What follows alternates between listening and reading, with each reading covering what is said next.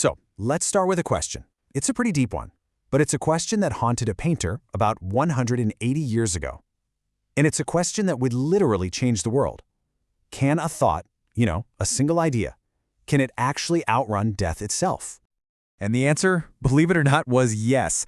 But it wasn't easy, not by a long shot. It took an absolute, all-consuming obsession. I mean, it came at a real physical cost. We're talking crude, dangerous experiments with live wires and, sulfuric acid burns. And on top of that, it meant facing total financial ruin, betting entire fortunes on these wild ideas that everyone, and I mean absolutely everyone, said were just impossible. Okay, so let's get into it. Because really, every single text you send, every video you stream, it all started with that one desperate question.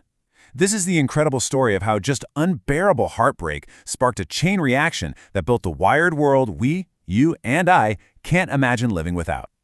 So to really get this revolution, you have to understand the enemy. And for pretty much all of human history, the big enemy was just distance.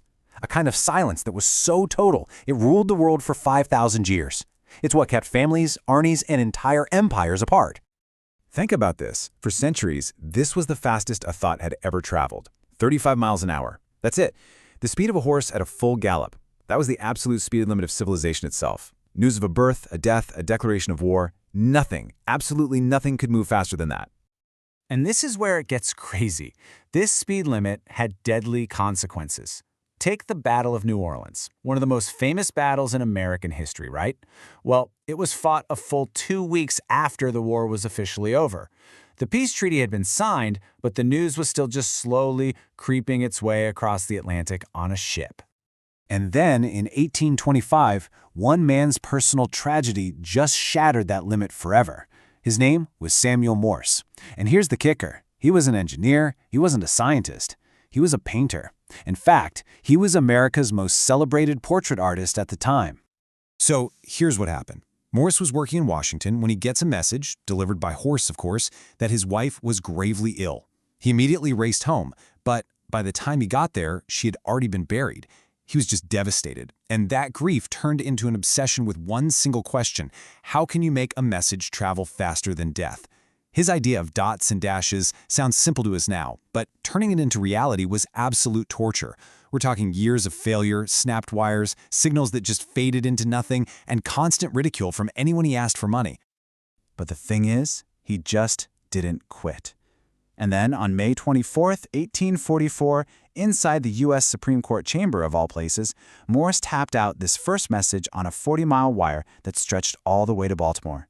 And just seconds later, the reply came back. Perfect. In that one single moment, the speed limit of civilization wasn't just broken, it was annihilated. Okay, so Morse's breakthrough led to an even bigger, crazier question. If a thought can cross 40 miles of land, well, could it cross 2,000 miles of ocean? The man who dared to even ask that question was a guy named Cyrus Field. And he wasn't an inventor either. He was a paper salesman. And he made what was probably the boldest bet in history, to stretch a wire clear across the bottom of the Atlantic Ocean. The experts all called him a fool. And for years, they were right. His first attempt at a cable, it snapped after just 300 miles, sinking the equivalent of $40 million with it.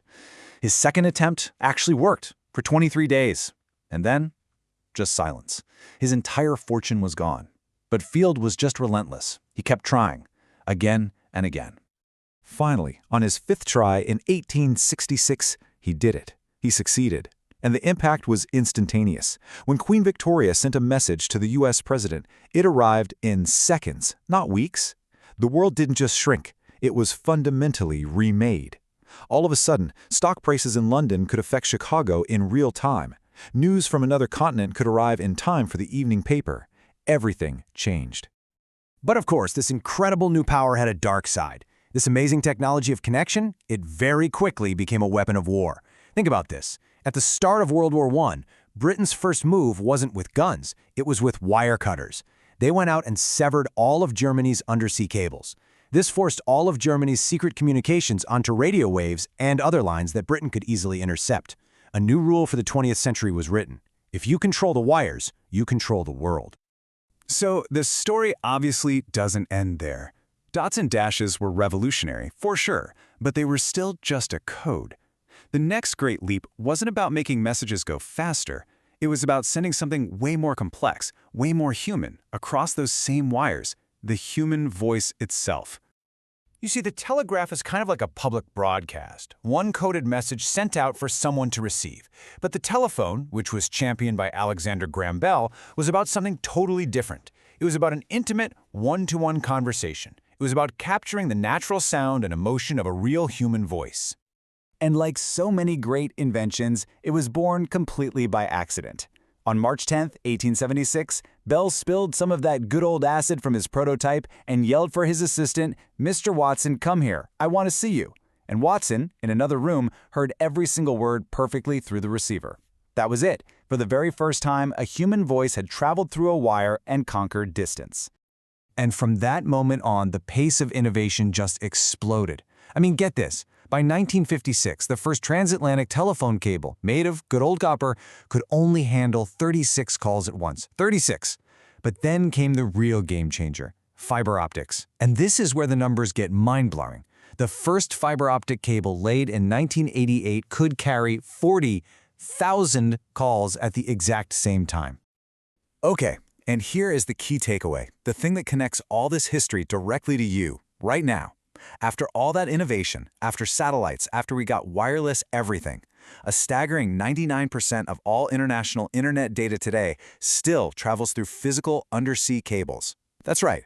Your Netflix binge, your Zoom calls, they're all racing as pulses of light through glass fibers at the bottom of the ocean, often following the very same paths that those Victorian pioneers mapped out with lead and rope.